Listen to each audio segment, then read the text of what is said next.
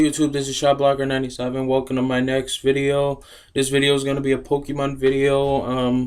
I'm just going to stay, now at the beginning of the video that if you're a seasoned Pokemon player and you know all the, basic techniques and all that stuff, this video probably isn't for you, because this video, I'm going to be going over my personal favorite ways and ways that have proven the best for catching Pokemon.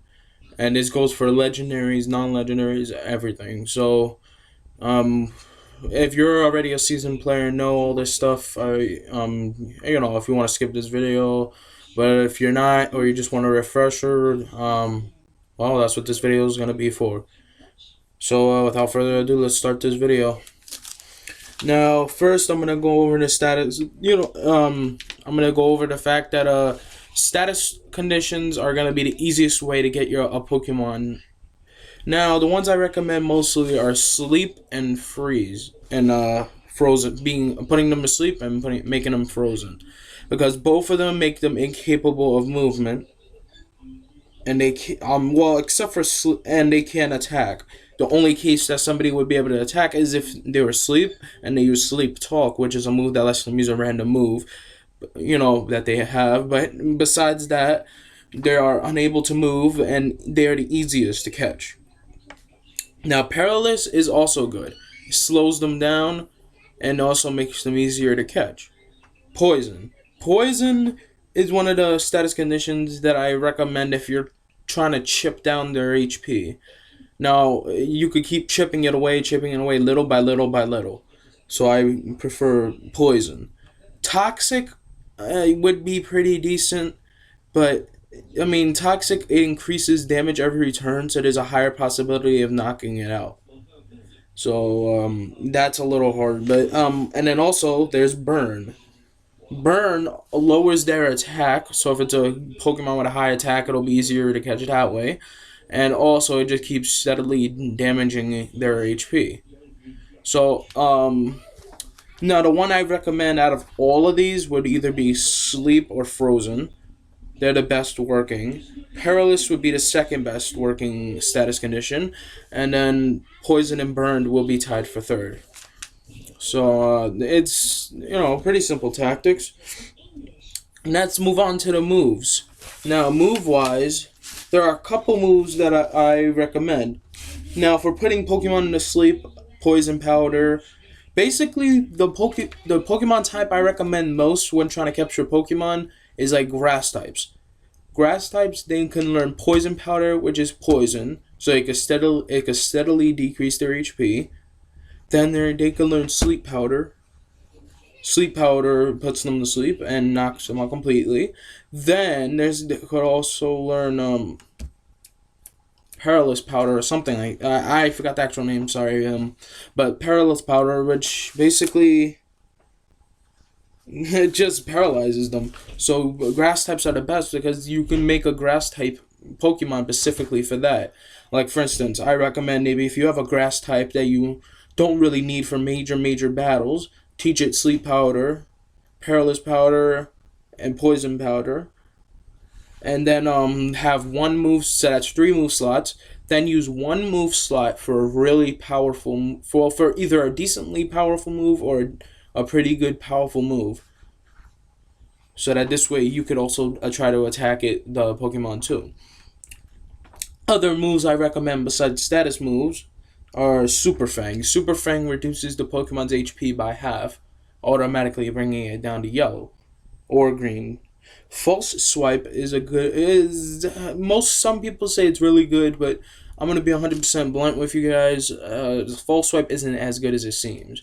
Yeah, it makes sure that it does not kill the Pokemon, but it's not powerful. Like, it's kind of like chipping it away slowly.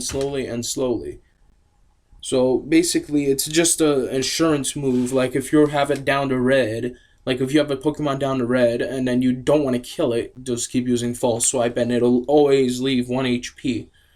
So, I mean, it's a pretty decent move, but yet again, there are better stuff. Now, if you're catching the legendary, now most legendaries I know are in caves. Let me go over X and Y examples. Zygarde's in a cave, I believe Terminus. cave. Mewtwo is in the cave in a Pokemon Village. So in both of those caves, I recommend Dusk Balls. Any Pokemon that is caught in the nighttime or in the dark, it gives a huge multiplier to, which is pretty decent. Now, if you're one of those, now another strategy I highly recommend if you cannot get the Dusk Ball to work for the life of you, I know it's the perfect way to do it. You basically make sure you have a whole bunch of bulky Pokemon before you go against that legendary or really powerful Pokemon. Have really, really bulky Pokemon that could take hit after hit after hit, so that the legendary keeps on trying to attack you. You get more and more turns into the battle. Then that's when I recommend Timer Ball. The more turns into battle, the more powerful the Timer Ball will become. So it's a good tactic. It's a really good tactic to use against legendaries. Just make sure you have a Pokemon that has pretty good defense and special defense. So that's what I recommend out of that. Now, if you want to get Pokemon to come to you, like you are in the grass and you just want to have them come to you, you could use a Pokemon that has Sweet Scent. You could have a Pokemon that, like if you're fishing, you could have a Pokemon with sticky hold, which makes it more easier to get a Pokemon on your line.